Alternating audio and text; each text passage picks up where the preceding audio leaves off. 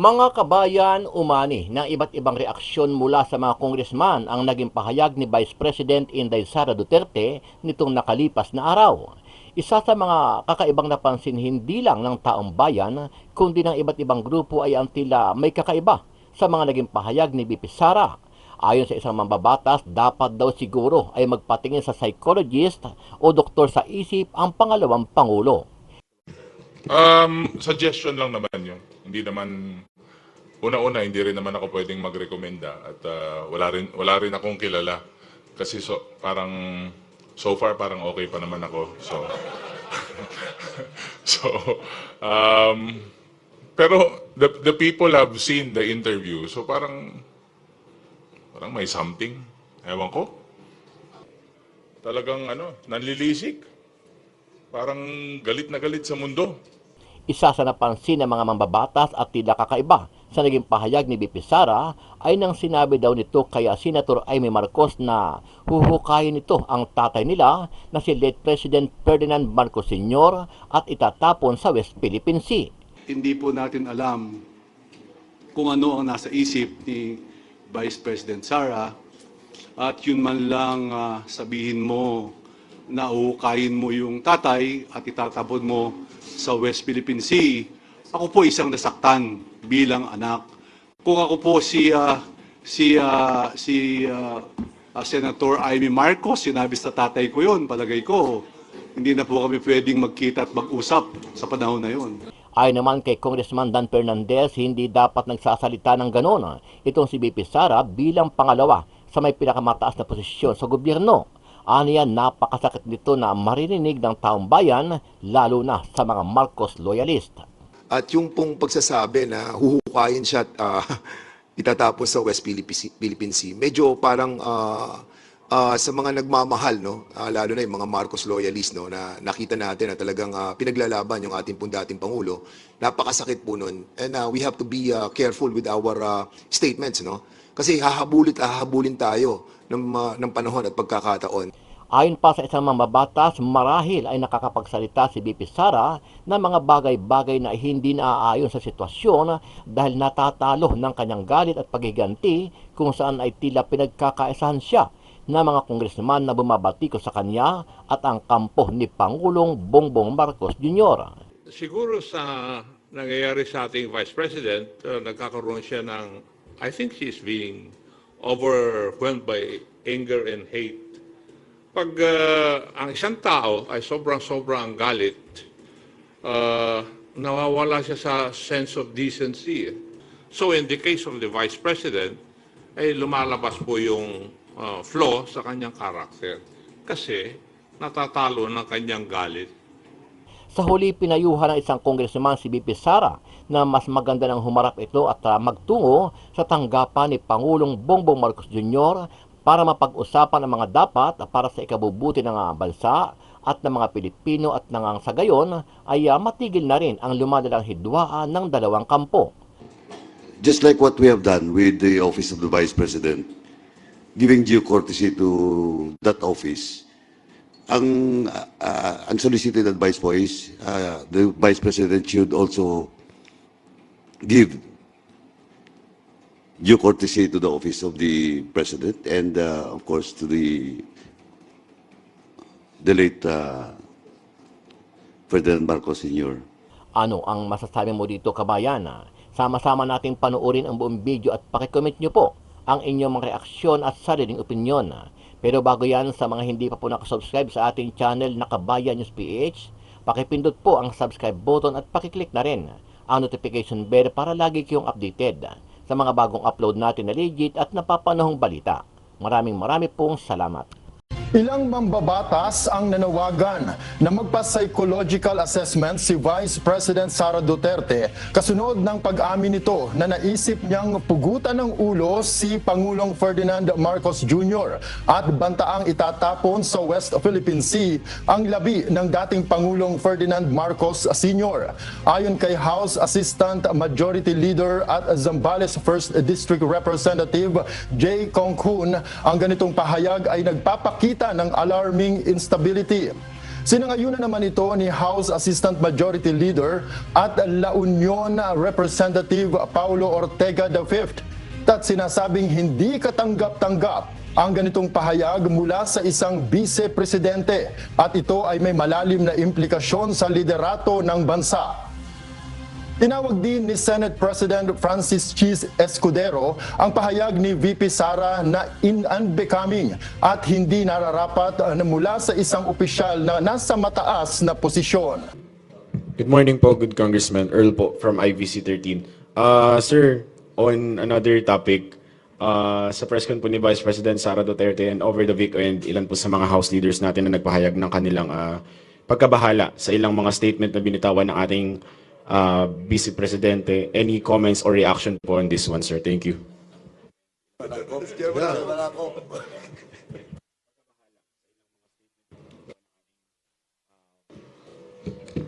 Yung sa akin talaga, gusto kong tanungin kung okay lang ba siya eh. Nag-aalala po talaga ako eh. Pero the statements were not even, for me, hindi na siya political eh. Parang it's a question of kultura. Nasa kultura ba nating mga Pilipino yung mga ganyan na statements? Ganyan ba tayo pinalaki? Ganyan ba kapaligiran natin? So, talagang nanlilisik. Parang galit na galit sa mundo. So, yun lang. Kaya talagang kinestyon ko po eh. Kung talagang okay ba siya. So, yun. Follow up? Hello? Congressman Rog, your comment? Well, I have to agree with si Congressman Ortega. I think it's a cultural issue, especially yung relation to dun sa description yung bangkay. And I think most of the people have already complained po, no? I think it doesn't really involve any comment on our part as congressmen, and we leave it siguro to the people to decide on how they would see that as qualities of a leader. You know po. We'd like to acknowledge also the arrival of Congressman Jay Kung Hoon. Good morning, Congressman Jay. And you can also direct your questions to him. Sir, follow up. Go ahead.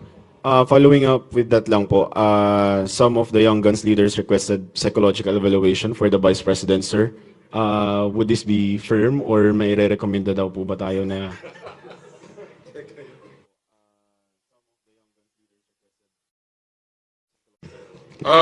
suggestion lang naman yun. Hindi naman, una-una, hindi rin naman ako pwedeng magrekomenda at wala rin akong kilala. Kasi so far parang okay pa naman ako. Pero the people have seen the interview. So parang may something. Ewan ko. Oo. Parang punong-puno ng galit, saka parang parang yung mga lumabas sa ating mga pahayagan, para talagang parang hindi ko alam kung may meltdown o may problema na nangyayari right before our eyes during the press con. Sir?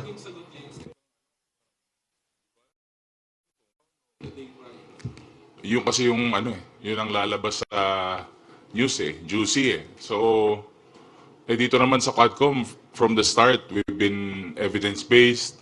Kung ano po ang mga lumalabas sa aming legislative inquiry, very clear po yun na yun po ang lumalabas at napapalabas po sa social media. But, again, baka it's another diversionary tactic. Sir, sabi ni Attorney Sal Panelo kanina sa interview, hindi naman daw publicly sinabi ni VP Sara yon, parang sa group chat lang daw yon. Doon sa sinabi na huhukayin nyo, yung paghukay. Hindi, magaling talaga siya sa ganun. Kasi siya yung official interpreter dati, nung dating Pangulo. So malamang ginagawa na rin niya dito ngayon. Sir, you mentioned parang punong-puno ng galit. Pwede bang? I'm Yes. sorry, sir. punong-puno ng galit talaga. Yes, why do you think po? Bakit po sa tingin ninyo ganun yung nangyari kay and you even mentioned Kong Ortega na parang may meltdown or may problema na nangyayari. Why do you think po na nagkaganon? Well, siguro sa nangyayari sa ating Vice President, nagkakaroon siya ng, I think she's being overwhelmed by anger and hate. Pag ang isang tao ay sobrang galit, nawawala siya sa sense of decency sa aking paningin. And sometimes, yung how you manage yung hate sa yung katawan at saka yung nasasaktan ka, it's also a test of your character. Di ba? How you manage these things, it's a test of your character. So in the case of the Vice President, ay lumalabas po yung flaw sa kanyang character. Kasi natatalo ng kanyang galit. Yun po yung aking nakikita as far as this representation is concerned. Maraming salamat po. Sir, hello po. Parang ang hugot po ni VP Sara, yung ginagawang pagkalkal doon sa kanyang confidential fund, yung paggamit ng pondo ng kanyang office ng Kamara. So ang House of Representatives po ba kayo, magbabago ba kayo or mag-a-adjust ba kayo, maghihinay-hinay ba kayo sa pag-iimbestiga sa kanyang paggamit po ng pondo? Sa ganang amin, the performance of one's duty should be the primordial consideration. Trabaho po namin yun eh. And therefore, dapat walang let up to show what really happened and so far as the confidential funds of the Office of the Vice President and the Department of Education when she was still the Secretary. Kasi pag magbibigay po kami ng leeway, hindi po na yata in accordance with our mandate. Ganun po ang paningin namin doon. Sir, before that, we'd like to acknowledge the presence also of our Senior Deputy Speaker, Dong Gonzales. Good morning. Okay, continue. Sir, yung dito sa nakita nyo na, sabi nyo nga may meltdown, kakaiba, yung galit, ganito, ganyan. May nakikita ba kayo na parang signs ng psychological incapacity dun sa nangyari kay Vice President dun sa press con niya? I think we would not be in a proper position to determine that. Siguro, it would be recommended that she should see a psychologist or a psychiatrist. Kasi sila po ang expert dito eh. Hindi po kami.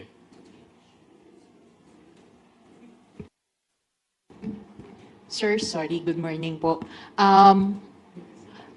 Hindi lang po si Pangulong Marcos and former President Apo Marcos yung kumbaga tinira ni VP Sara. Meron din po kasi siyang binanggit laban din po kay Speaker Romualdez na sinabi niyang embarrassment daw po ang ating House Speaker. As House leaders, ano pong masasabi po ninyo dun sa pahayo po na yun? That's her opinion. It's not the opinion of 120 million Filipinos. Di po ba? And she is entitled to her opinion. Sir, follow-up lang. Kasi yung embarrassment po is stemming from doon sa sinabi ni VP Sara na tumanggap daw po ng suhol si Speaker Romualdez. Do you know anything about this? Or what can you say about this po? Tungkol saan yun? She did not expound or elaborate po yung tungkol doon sa susunod daw niyang press con. Pero, So we will not be commenting on that. Kasi hindi naman namin alam kung ano suhol yan. Hayaan mo po muna mag-expound siya. Then we'll answer the issue about it. And second siguro, I'd just like to add, no? Just like what we have done with the Office of the Vice President, giving due courtesy to that office, ang unsolicited advice po is the Vice President should also give due courtesy to the office of the President and, of course, to the the late Ferdinand Marcos Sr. Yun lang po. Kasi well in fact, for the record, napakaganda na pong binigay naming courtesy sa kanya nung she was invited during the Good Government Committee hearing.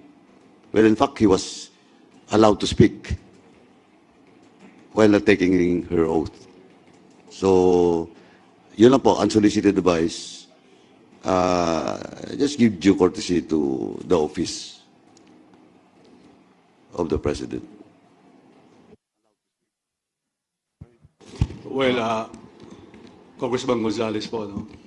Well, regarding dun sa suhol, di po namin alam yun, di ba? Ang pagkaalam ko po from the day of the campaign, ang kasama po ni Vice President Sara ay si Speaker Martin Romualdez. Alam niyo po, sa totoo lang, pag nag-uusap kami ni Speaker, kasi po may survey na lumabas na mababasa sa Pampanga during those times, ang pinakiusap ni Speaker Romualdez sa amin na kung pwede tulungan si Vice President Sara sa Pampanga. Kasi nga, may kandidatong Kapampangan doon, si Kiko Pangilinan. At mataas si Kiko Pangilinan kasi Kapampangan. So, winork out po namin yun. At from day one up to the proclamation, kasama po si Speaker Martin Romualdez. Ang kwento, lahat po, siya po ang nagmamalasakit kay Vice President Sara. Kaya nagtataka po ako, biglang bumaligtad na kung hindi sa'yo, Speaker Martin Romualdez, hindi ako naging Vice President. Meron pong statement ganyan nung napanood po natin yun. Kaya sana po, hindi po natin alam kung ano ang nasa isip ni Vice President Sara at yun man lang sabihin mo na uhukayin mo yung tatay at itatapon mo sa West Philippine Sea. Ako po isang nasaktan bilang anak. Kung ako po si Senator Amy Marcos, sinabi sa tatay ko yun, palagay ko, hindi na po kami pwedeng magkita at mag-usap sa panahon na yun. Sasabihin ko, ibang klase na to, ibang usapan na to. So, sana po walang ganyang usapan. At yung ganyang naririnig kong mga salita, salita pag umiinom sa kanto, sa barangay, paglasing na, biruan lang yun, di ba? Pero walang ganyang, parang wala pong ganyan. Medyo, ako po, honestly, after yung press conference niya, meron po, nasa palasyo po ako, birthday po ni E.S. Bersamin. Pero gusto kong sabihin sa presidente, pero hindi ko po nasabi, kasi baka ayaw po niyang marinig yun. Pero deep inside in my heart, ako po talaga nasaktan doon sa sinabi niya. Because I'm also, anak po ako eh. Hindi na po ako makakakita ng tatay. Isa lang po ang tatay ko. Tapos sasabihin po sa tatay ko yun, uhukayin niya at itatapon niya. Ay, palagay ko, napakasakit po nun. So bilang isang Kristiyano, bilang isang batang pinalaki sa maayos, palagay ko, foul po yun. Salamat po.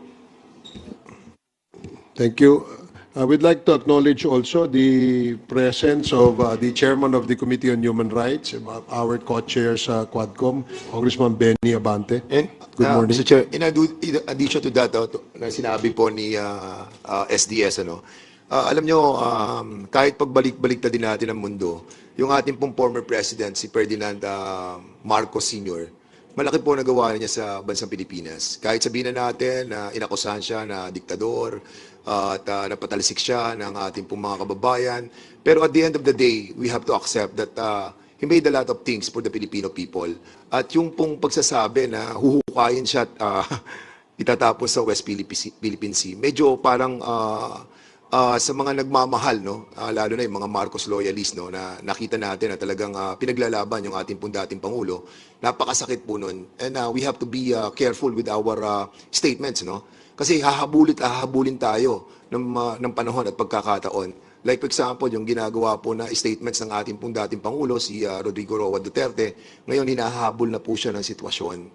We hope that this will not happen to the Vice President. But definitely, somebody might file a case against her. At nobody can prevent that dahil nga wala namang immunity ang ating pong Vice President.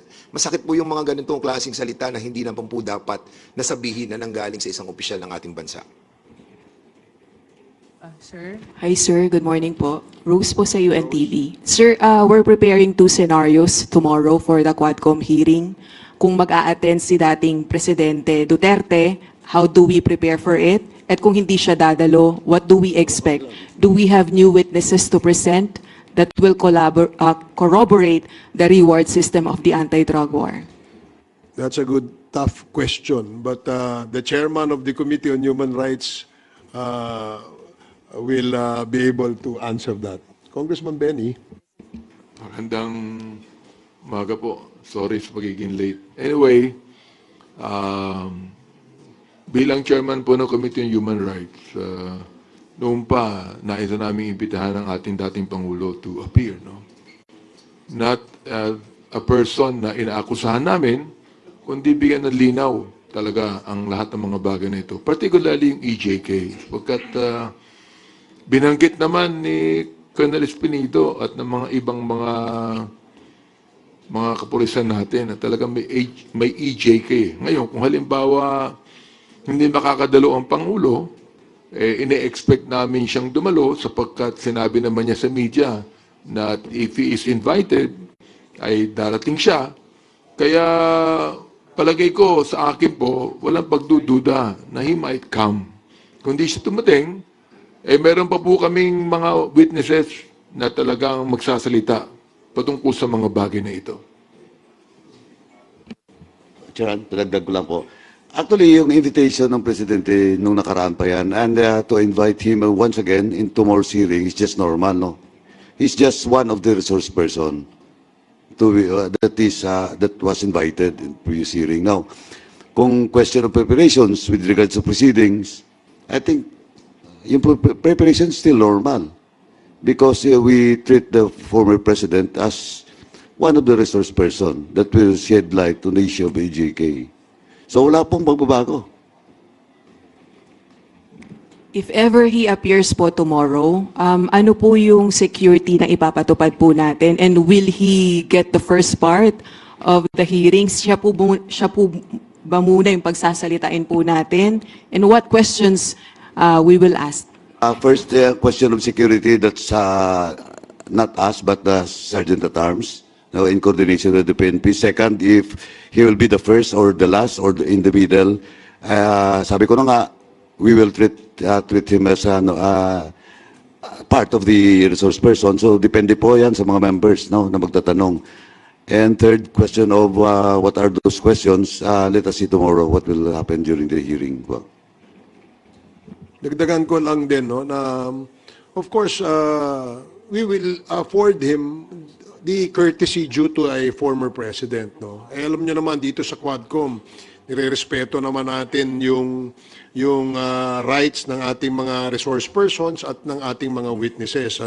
Taliwas diyan sa iniisip ng iba sa pagbabati ko sa amin na we do not daw respect the individual rights of our witnesses as well as our resource persons, no. Of course, they have all the right, no, that we will extend to them. Kasi lalo na yan, na dati pong Pangulo si former President Duterte. So definitely, we will respect him as a person and respect his former office as the President of the Republic of the Philippines. Let me add, no, sa akin naman, more than asking any educated question, we would like to listen to his educated answer. Ibig sabihin, we're willing to listen. Di ba? I mean, for him to explain to us yung war on drugs, we're willing to listen. For him to explain to us why is it necessary on the war on drugs that more than 20,000 people were killed. We are willing to listen. Oo. We're willing to listen na sinabi niya several times na patayin ang mga drug pushers. For example, we're willing to listen kung bakit niya sinabi yan. We're willing to listen na yung kanya mga binanggit na pinapatay, na-embolden ang ilang mga pulis na gawin ang hindi dapat gawin. We're willing to listen. We're willing to listen to him. Nasabihin niya, nagkaroon ba ng due process bilang chairman ng Committee on Human Rights? What I'm concerned about ito, nagkaroon pa ng due process. Nagkaroon ba na tinatawag natin sa konstitusyon na binigyan ng pagkakataon kahit mga suspect yan na hindi natin binibilang na mga kriminal unless proven guilty. Bilang ang ating dating Pangulo ay piskal. Naniniwala po siya sa due process. Naniniwala po siya na dapat bigyan ng pagkakataon ang mga suspect kahit mga drug lord pa yan. We're willing to listen. We're willing to listen kung bakit more than 7,000 ang mga pinatayan ng mga drug pushers sa mga maliliit. Pero yung mga malalaking drug lords, buhay pa hanggang ngayon. That is what we would like to know. Ay, sir, sorry, follow-up lang. Kasi sa mga social media feed or post po ng mga supporters ng Duterte camp, his attendance may lead to contempt. Yung pong respect that the Quadcom will accord the former president, is that enough assurance for him not to be contempt? I cannot, the committee personally, I cannot assure that. It's up to him to be present tomorrow, and it's up to his answers and his actuation during the hearing. So, for me, sabi ko na nga, hindi ko pwedeng pangunahan ng dating Pangulo. Let us see what will happen tomorrow. But one thing for sure, we will afford him the due courtesy his office should be afforded. Sir? Sir? Sir? Sir? Sorry. Sir, Go ahead. sir, follow-up ko lang yung sa mga Chinese na may title. Meron ba kung may narinig ako, baka mali lang ako, Tony Yang, the brother of Michael Yang, kasi meron ding ID Tai Yang. ID Tai Yang is same as Tony Yang. No. Iba yan, magkaiba yan. But this ID... Edita Yang, yung Chinese name niya is Jiajing Yang. okay, sir. Pero related ba to sa kay Michael Yang and Tony Yang, sir? Si Edita Yang is related by business associations. As business associate Yeah, of but of Michael course si Yang and Tony Yang is related to Michael Yang, the brother of Michael Yang. So, itong si ID Tai Yang is business associate ni Tony Yang. Tama, No, sir? ni Michael Yang. Michael Yang. Okay, thank you. Thank you, sir. I just like Sir, kagaya po nung nangyari sa good government na hearing, hindi po tumayo si VP Sara para mag-take ng oath. Granting po, pumunta po si former president at hindi rin po tumayo para mag-take ng oath. Again, as I've said, I cannot personally, no, I cannot answer about it, but we have to stick in our rules. What is our rules should be followed during committee hearings. And let us see tomorrow. Let us see tomorrow.